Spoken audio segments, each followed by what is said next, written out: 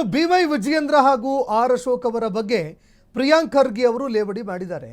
BJP ಶಾಸಕರೇ ವಿಜಯೇಂದ್ರ ಅಶೋಕ್ ವಿರುದ್ಧ ಮತ ಹಾಕಿದ್ದಾರೆ. ಬಿಜೆಪಿಯಲ್ಲಿ ಇರೋ ಶಾಸಕರೇ ವಿಜಯೇಂದ್ರ ಮತ್ತೆ ಅಶೋಕ್ ಅವರ ವಿರುದ್ಧವಾಗಿ ಮತ ಹಾಕಿದ್ದಾರೆ. ವಿಜಯೇಂದ್ರ ಮತ್ತು ಅಶೋಕ್ ನಾಯಕತ್ವವನ್ನು ಅವರು ತಿರಸ್ಕರಿಸಿದ್ದಾರೆ. ಪಾಪ ಯತ್ನಾಳ್ ಅವರು ಹೇಳಿದ್ದು ನಿಜ.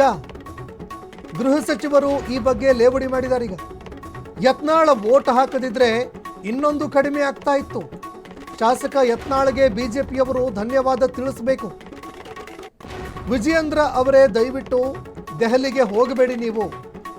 ನೀವು ದೆಹಲಿಗೆ ಹೋದರೆ ಹೈಕಮಾಂಡ್ ನಿಮ್ಮ ರಾಜೀನಾಮೆ ಕೇಳ್ತಾರೆ. ಪರಿಷತ್ ಕ್ರಾಸ್ ವೋಟಿಂಗ್ ವಿಚಾರಕ್ಕೆ ಸಚಿವ ಖರ್ಗೆ ಅವರು ಈ ರೀತಿ ವ್ಯಂಗ್ಯವಾಡಿದ್ದಾರೆ. ದೆಹಲಿಗೆ ಹೋಗಬೇಡಿ, ಇಲ್ಲ ಅಂದರೆ ನಿಮ್ಮ ರಾಜೀನಾಮೆ ಕೇಳ್ತಾರೆ ಅಂತ ಲೇವಡಿ ಮಾಡಿದ್ದಾರೆ.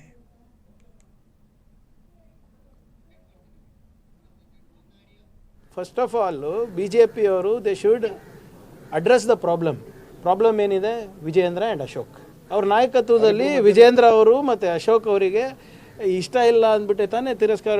ಎಷ್ಟು ಏಳು ಮತದಾನ ಅಡ್ಡ ಮತದಾನ ಆಗಿದೆ ಅಂದರೆ ಯತ್ನಾಳ್ ಅವ್ರು ಹೇಳಿದ್ದು ನಿಜ ಆಯ್ತಲ್ವಾ. ಪಾಪ ಯತ್ನಾಳ್ ಅವ್ರು ವೋಟ್ ಮಾಡಿರಲಿಲ್ಲ ಅಂದಿದ್ರೆ ಇನ್ನೂ ಒಂದು ಕ್ಯಾಂಡಿಡೇಟೇ ಹರ್ತಾ ಇತ್ತಲ್ಲ ಇವ್ರದ್ದು.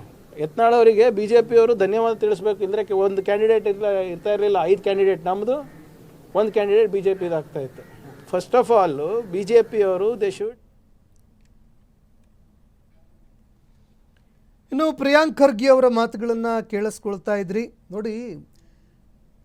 BY ವಿಜಯೇಂದ್ರ ಮತ್ತು ಆರ್ ಅಶೋಕ್ ಇಬ್ಬರು ಏನಿದ್ದಾರೆ ಕಾಂಗ್ರೆಸ್ ಪಕ್ಷದ ವಿರುದ್ಧ ಮಾತನಾಡ್ತಾ ಇದ್ದಾರೆ. ಆದರೆ ವಿಜಯೇಂದ್ರ ಮತ್ತು ಆರ್ ಅಶೋಕ್ ಇಬ್ಬರ ನಾಯಕತ್ವ ಅದನ್ನು ಬಿಜೆಪಿಯಲ್ಲಿ ಯಾರು ಒಪ್ಕೊಳ್ಳೋದಕ್ಕೆ ತಯಾರಿಲ್ಲ.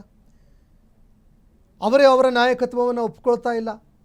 ಯತ್ನಾಳ್ ಅವರು ಇದಕ್ಕೆ ಸಂಬಂಧಪಟ್ಟಂತೆ ಮತ್ತೆ ಹೇಳಿದರು. ಪಾಪ ಯತ್ನಾಳ್ ಅವರು ಈ ಬಗ್ಗೆ ಸಾಕಷ್ಟು ಹೇಳಿದ್ರು. ಯತ್ನಾಳ್ ಅವರಿಗೆ ಈಗ ಬಿಜೆಪಿಯವರು ಧನ್ಯವಾದ ಹೇಳಬೇಕು ಅವರಿಗೆ. ಯಾಕಂದರೆ ಅವರೇನಾದರೂ ಬಿಜೆಪಿಗೆ ವೋಟ್ ಹಾಕಿರಲಿಲ್ಲ ಅಂದರೆ ಇನ್ನೊಂದು ವೋಟು ಕೂಡ ಕಡಿಮೆ ಆಗ್ತಿತ್ತು ಅಂತ ಪ್ರಿಯಾಂಕ್ ಖರ್ಗೆ ಅವರು ಲೇವಡಿ ಮಾಡಿದ್ದಾರೆ.